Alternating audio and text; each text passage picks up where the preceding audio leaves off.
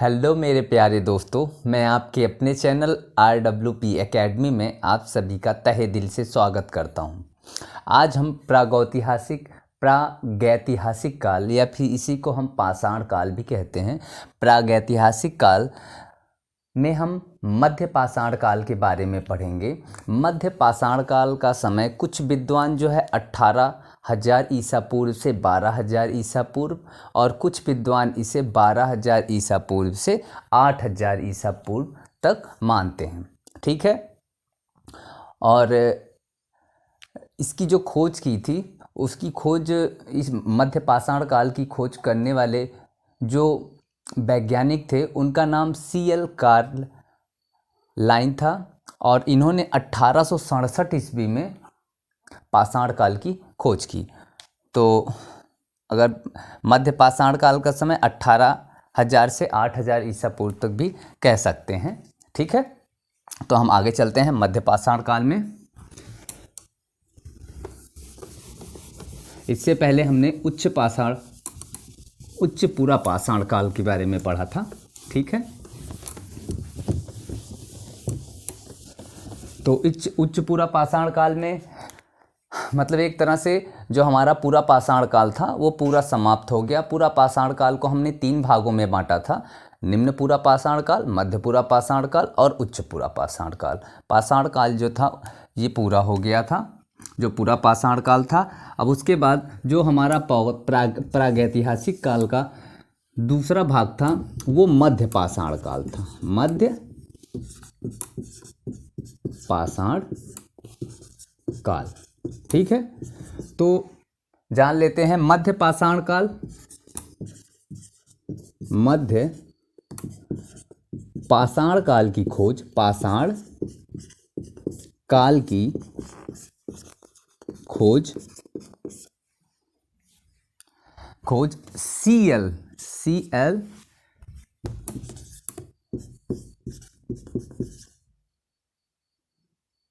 C.L. कार्लाइन, ठीक है, C.L. कार्लाइन द्वारा 1867 ईस्वी में की। ठीक है, मध्य पाषाण काल की खोज किसने की? C.L. कार्लाइन ने। कब की? 1867 ईस्वी में। पूछ सकता है वो कि मध्य पाषाण काल की खोज किसने की, तो मध्य पाषाण काल की खोज C.L. कार्लाइन ने की थी। मध्य पाषाण काल की खोज कब की गई? तो 1867 ईस्वी में की गई। ठीक है, दूसरी चीज, मध्य पाषाण काल में ही 0.5 इंच से लेकर 5 इंच तक के उपकरण बनाए गए। अब सोच लो, इतने बड़े से 5 इंच इतना बड़ा तक, ठीक है, औजार बने। तो ये भी लिख लेते हैं। मध्य पाषाण काल में 0.5 इंच से लेकर 5 इंच तक के उपकरण प्राप्त हुए हैं। ठीक है, पहली चीज तो ये हो गई कि मध्य पाषाण काल की खोज किसने की। मध्य पाषाण काल में जो औजार मिले हैं कितने से कितने इंच तक के मिले हैं? 0.5 इंच से 5 इंच तक के औजार मिले हैं। और इसी काल में एक चीज़ और लिख लेना, तीसरा, 3 नहीं है, कई ठो हैं, तीसरे नंबर पे डाल लेना हेडिंग। इसी काल में गर्तावास प्राप्त हुए हैं। ठीक है, गर्तावास क्या है? गर्तावास जैसे जमीन है ये, ठीक है, जमीन के अंदर गड्ढा खोद दिया और गड्ढा खोद के वो रहने लगे। ठीक है, उसे क्या कहते हैं? गर्तावास। तो मानव द्वारा निर्मित प्रथम, ठीक है, आवास कौन सा है? गर्तावास है। ठीक, कब से पहली बार गर्तावास कब बनाया गया? तो पहली बार गर्तावास कब बनाया गया? मध्य पाषाण काल में। ठीक है, तो इसके बारे में भी लिख लीजिए। नहीं, इसके बारे में आप इसकी विशेषता में लिखिएगा। पहली चीज़ तो ये जो है इतना लिख लीजिए। तीसरे नंबर वाली चीज़ें जो है मैं ऊपर से बताना स्टार्ट करूँगा।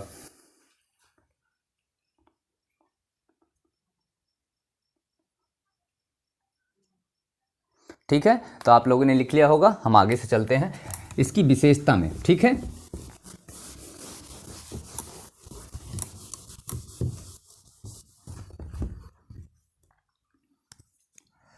विशेषता, मध्य पाषाण काल की विशेषता।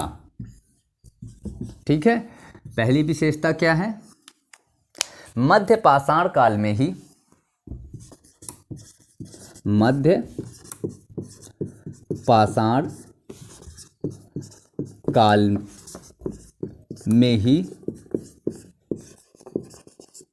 मनुष्यों या मानवों ने पहली बार गर्तावास बनाया। ठीक है, गर्तावास मतलब मानव द्वारा निर्मित प्रथम आवास बनाया। ठीक है, बनाया। गर्तावास को ही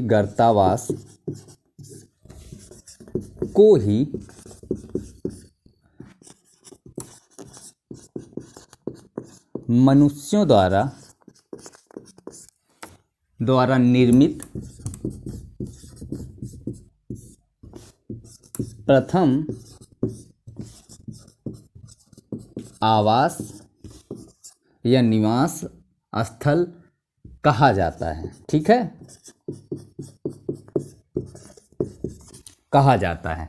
ठीक है, तो हम जान गए कि मध्य पाषाण काल में पहली बार गर्तावास बनाया गया, और जो गर्तावास है ये क्या है? मनुष्यों द्वारा निर्मित प्रथम आवास है, या आवास स्थल है, या फिर निवास स्थल है, या फिर घर है। ठीक है, दूसरे नंबर पर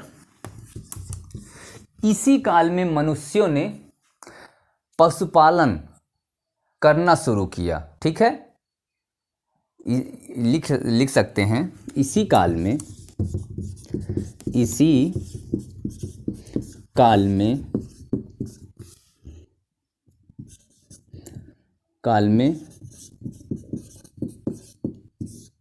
मनुष्यों द्वारा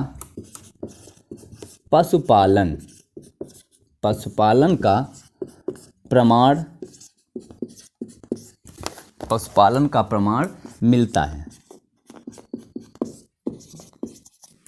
जैसे में लिख लीजिए, पशुपालन का प्रमाण कहाँ से मिलता है? मध्य प्रदेश के आदमगढ़ से। कहाँ से? मध्य प्रदेश के आदमगढ़। ठीक है, और राजस्थान के बागौर से। राजस्थान के बागौर से क्या मिलते हैं? पशुपालन के प्रमाण मिलते हैं। कहाँ से मिलते हैं? मध्य प्रदेश के आदमगढ़ से और राजस्थान के बागौर से। ठीक है, तीसरी विशेषता क्या है? ठीक है, इसी काल में मनुष्यों ने या मानवों ने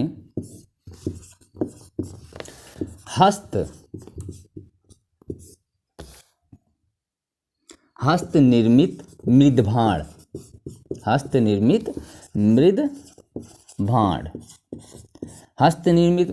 हाथ से निर्मित मिट्टी का बर्तन। ठीक है, बनाने के साक्ष्य मिलते हैं। इसी काल में मनुष्यों ने हस्तनिर्मित मृदभांड बनाया।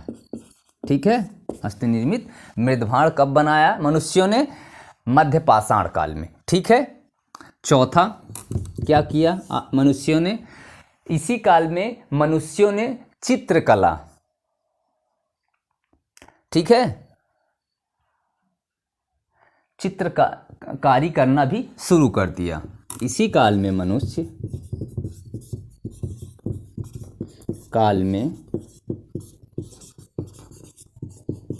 मनुष्य चित्रकला से परिचित हुआ, चित्रकला से परिचित हुआ। जैसे कि उसे आदमी बनाना था तो आदमी कैसे बनाता था वो, ये उसने क्या किया, आदमी ऐसे बना दिया। ठीक है, तो ये लग रहा है ना कि आदमी है। ठीक है, समझ में आ रहा है कि आदमी है। अब के लोग जो पूरा चित्रकारी करते हैं, तो तब के लोग उतना ज़्यादा जानकार नहीं थे, तो वो ऐसे ही चित्रकारी कर देते थे।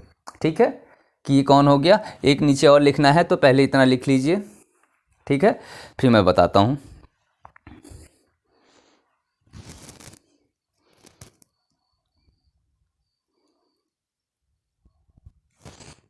और इसी काल में मनुष्य ने छुटपुट खेती करना भी शुरू किया। चलो नीचे जगह बची है लिख देते हैं, पांचवा थोड़ी सी दिख रहा है। ठीक है, इसी काल में मनुष्यों ने, इसी काल में मनुष्यों ने या मानवों ने, ठीक है, छुटपुट खेती, छुटपुटिया खेती, छुटपुट या छुटपुटिया खेती करना प्रारंभ किया। अब देखो इसमें किस तरह के सवाल बन सकते हैं। पहली चीज़ तो मैंने बताया था कि वो पूछ सकता है कि ये बताइए हमारा प्रथम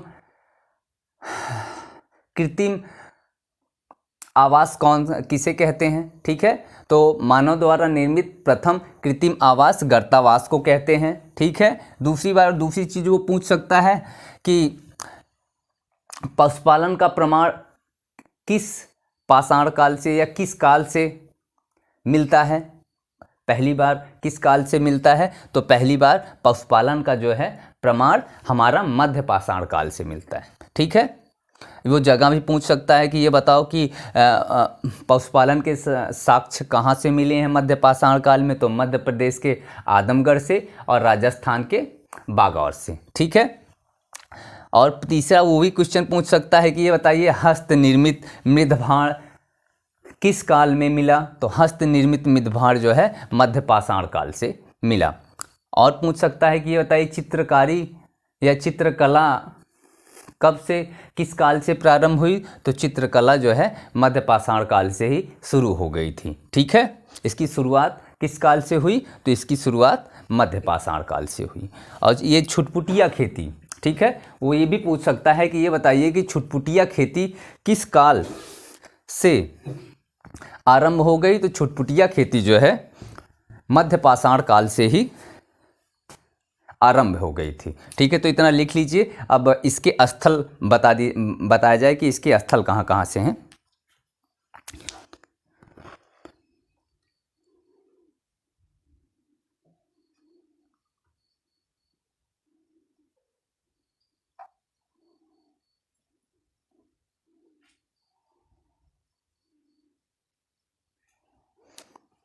ठीक है, विशेषता हो गई।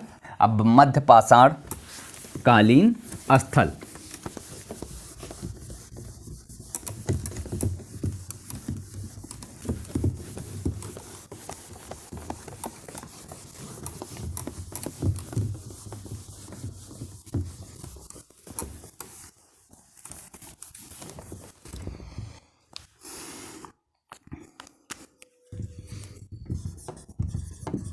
मध्य पाषाण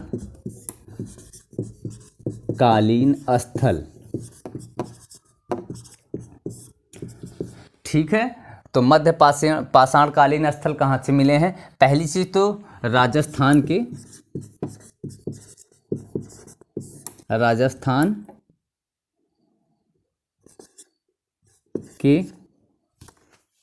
बागौर से, या भीलवाड़ा ज़िले के बागौर से भी कह सकते हैं। राजस्थान के भीलवाड़ा ज़िले में बागौर से, ठीक है, तो या राजस्थान के बागौर से क्या मिले हैं? पशुपालन के साक्ष्य मिले हैं और पाषाणकालीन उपकरण भी मिले हैं और मानव के कंकाल भी मिले हैं। कहाँ से? राजस्थान के बागौर से। लिख लो, राजस्थान के बागौर से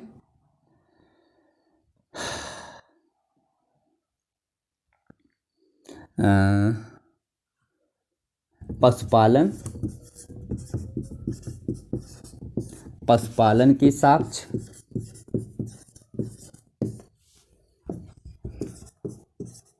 पाषाण या मध्य पाषाणकालीन औजार या उपकरण,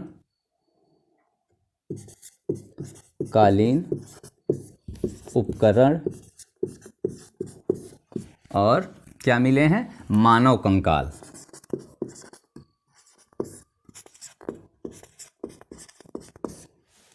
मिले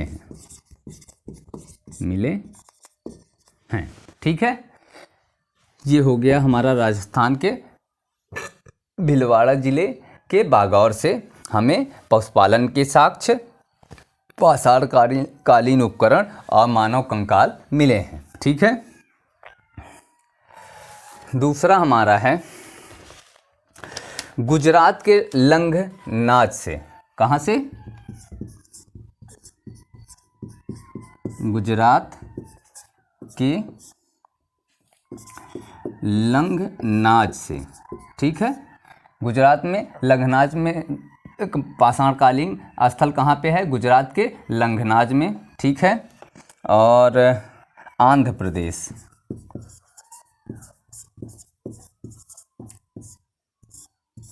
प्रदेश के नागार्जुन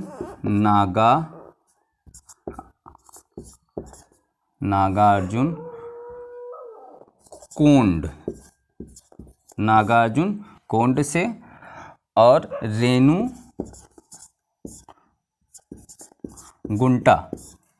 ठीक है। आंध्र प्रदेश के दो जगह से इसके स्थल प्राप्त हुए हैं। कहाँ से? नागार्जुन कोंड से और रेणुगुंटा से। और ये तो आंध्र प्रदेश हो गया। कर्नाटक से भी मिला है। कर्नाटक के संगम कल्लू,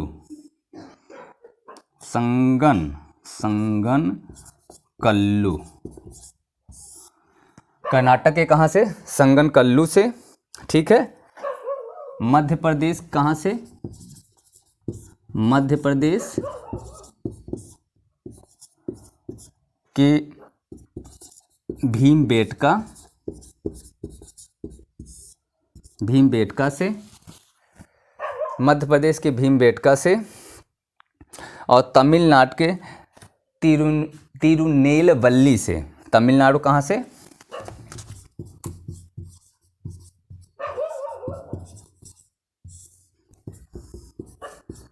तेरुनेल है, ठीक है।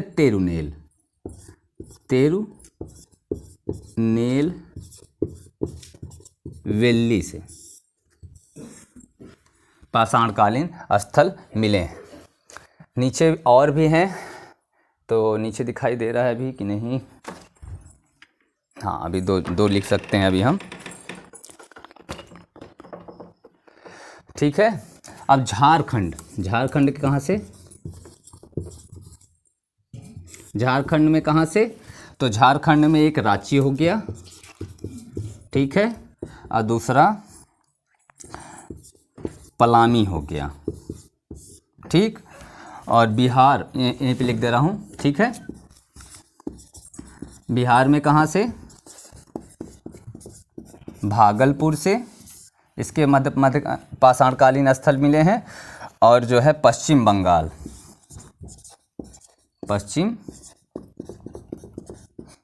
में कहाँ से? वीरभानपुर से क्या है? पाषाणकालीन स्थल मिले हैं। इतना लिख लीजिए, तो इसके आगे हम फिर चलते हैं, ठीक है। तो ये हमारे स्थल हैं। गुजरात में कहाँ से? लंघनाथ से। आंध्र प्रदेश में कहाँ से? नागार्जुन से और रेणुगुंटा से। ठीक है। कर्नाटक में कहाँ से? संगनकल्लू से। ठीक। मध्य प्रदेश में कहाँ से? भीमबेटका से। ठीक है। तमिलनाडु में कहाँ से? तिरुनेलवेली से। और झारखंड में रांची और पलामी से। बिहार में भागलपुर से। और पश्चिम बंगाल में वीरभानपुर से। ठीक है। अभी हमारा अब हमें उत्तर प्रदेश के बारे में भी जानना है। ये तो उत्तर प्रदेश से हटके था। यहाँ पे लिख लीजिए उत्तर प्रदेश के मध्यकालीन स्थल। ठीक है। आगे लिख लेता हूँ उत्तर प्रदेश के मध्यकालीन स्थल। तो ये मिटाते हैं, उसके बाद उत्तर प्रदेश के बारे में बताते हैं। आप एक बार लिख लीजिए इसे।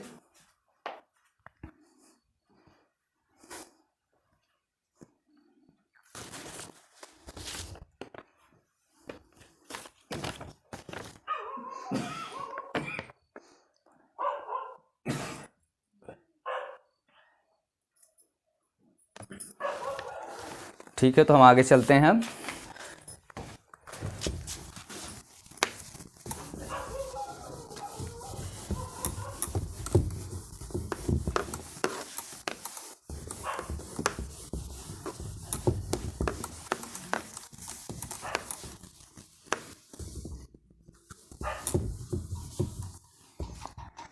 हाँ, तो मेरे प्यारे दोस्तों, अब हमें पढ़ना है उत्तर प्रदेश के मध्यकालीन स्थल।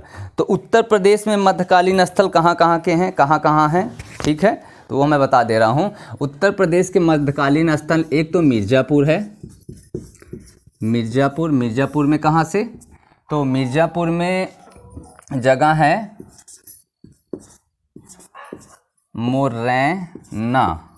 मोरैना पहाड़ी से। ठीक है। कहाँ से मिले? एक तो मोरैना पहाड़ी से मिले हैं। ठीक है। बगही खोर से। कहाँ से? बगही खोर। अब ये बा है कि वाह है? वगही खोर होगा या बगही, देख लेना, बा होगा या फिर वाह होगा। बगही खोर है या फिर वगही खोर है। ठीक है। और एक स्थान और है लिखिया एक जगह है मिर्ज़ापुर में। तो ये 3 जगह से, जो मिर्ज़ापुर में कहाँ कहाँ से स्थल मिले हैं? तो मिर्ज़ापुर में मोरैना पहाड़ी से, बगही खोर से और लिखिया से। ठीक है। क्या मिले हैं? मध्यपाषाणकालीन स्थल मिले हैं उत्तर प्रदेश के। ठीक है। दूसरा हमारा है प्रयागराज से। कहाँ से? प्रयागराज में कहाँ से? प्रयागराज में चोपनी करके जगह है, चोपनी मांडो। ठीक है। चोपनी मांडो से, मेजा से, बारा से, करछना से। ठीक है। एक चीज़ और यहीं पे जान लेते हैं। चोपनी मांडा से पूरा पाषाण काल,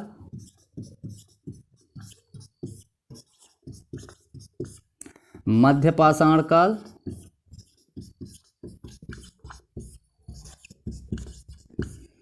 नवपाषाण काल,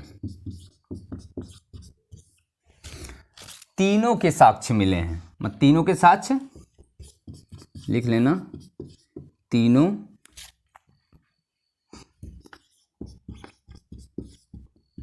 कालों के स्थल प्राप्त हुए। ठीक है। तीनों कालों के स्थल प्राप्त हुए हैं। कहाँ से? चोपनी मांडो से। ये जगह बड़ी फेमस है, चोपनी मांडो। ठीक है। क्योंकि यहाँ पे तीनों जगह से, मतलब पाषाण काल के तीनों जो थे भाग थे, उन तीनों भागों के साक्ष्य एक ही जगह से मिले हैं। कहाँ से? चोपनी मांडो से। एक ही स्थल से तीनों का पता चलता है, पूरा पाषाण काल का भी, मध्य पाषाण काल का भी और नवपाषाण काल का भी। ठीक है। तो ये हो गया प्रयागराज। और एक और है, ठीक है, प्रतापगढ़। प्रतापगढ़ में कहाँ से? सराय नाहर, ठीक है, सराय नाहर राय से। प्रतापगढ़ में कहाँ से? सराय नाहर राय से। एक चीज़ और, सराय नाहर राय दमदमा, ठीक है, सराय नाहर दमदमा। और एक स्थल और है, ये इसके प्राचीनतम स्थल हैं, ठीक है।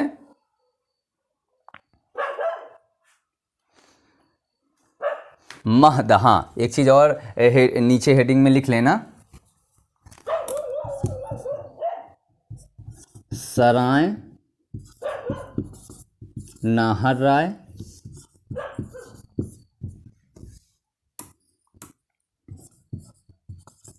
सदहा,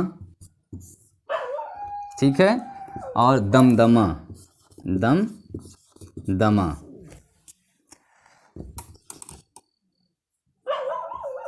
दमदहा, ये तीनों मध्य पाषाण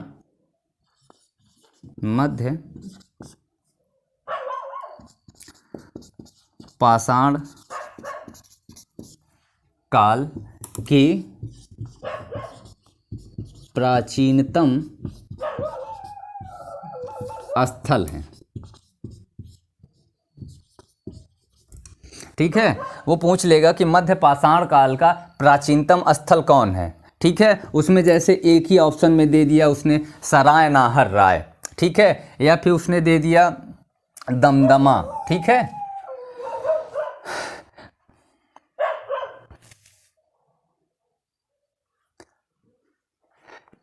ये सहदहा नहीं है, ये माहदहा है, ठीक है। महदहा है या माहदहा है, ठीक है। तो ये माहदहा है, ठीक है। ये क्या है? माहदहा और दमदमा, ये तीन स्थल जो है पाषाण काल के प्राचीनतम स्थल हैं, ठीक है। तो ये हमारा मध्य पाषाण काल था, ठीक है। इसके बाद हम नव पाषाण काल, ठीक है, जो हम कल की वीडियो में पढ़ेंगे। तो वो नव पाषाण काल के बारे में पढ़ेंगे। और प्रागैतिहासिक काल का ये आखिरी जो तीसरा भाग है वो नव पाषाण काल है। ये कौन सा भाग है? ये तीसरा भाग है। हमने पहले भाग में पढ़ा पूरा पाषाण काल के बारे में, ठीक है। पहला भाग हमारा था पूरा पाषाण काल। देखिए, पहली चीज जो पाषाण काल है, या फिर इसे कह सकते हैं प्रागैतिहासिक काल जो है, प्रागैतिहासिक काल को हमने 3 भागों में विभाजित किया अध्ययन की सुविधा के लिए। पूरा पाषाण काल, नव पाषाण काल और मध्य पाषाण काल, या फिर कह सकते हैं पूरा पाषाण काल, मध्य पाषाण काल और नव पाषाण काल में, ठीक है। फिर पूरा पाषाण काल को भी हम अध्ययन की सुविधा के लिए 3 भागों में उसे विभाजित करते हैं। पढ़ने की सुविधा के लिए उसे 3 भागों में विभाजित करते हैं। निम्न पूरा पाषाण काल, मध्य पूरा पाषाण काल और उच्च पूरा पाषाण काल, ठीक है।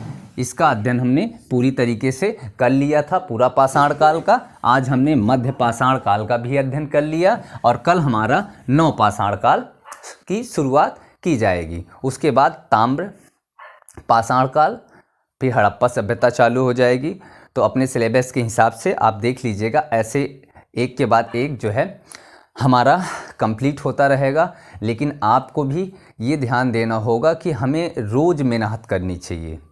रोज़ हम खाते हैं ना, वैसे हमें रोज़ पढ़ना भी चाहिए अपने भविष्य के लिए, ठीक है। तो आप लोग वीडियो पे कमेंट्स बिल्कुल भी नहीं कर रहे हैं, तो कुछ मेरे लिए भी आप लोग करिए। मैं आपको इतना बेहतर दे रहा हूँ, तो आप भी मुझे कमेंट्स, लाइक, शेयर करते रहिए और मेरी वीडियो को शेयर तो ज़रूर करिए अपने दोस्तों में। जो भी पढ़ने वाले हैं, जो भी जिनको भी पढ़ना अच्छा लगता है, वो वीडियो ज़रूर देखेंगे। तो आज के लिए मेरे प्यारे दोस्तों धन्यवाद। कल फिर मिलते हैं इसी समय, ठीक है।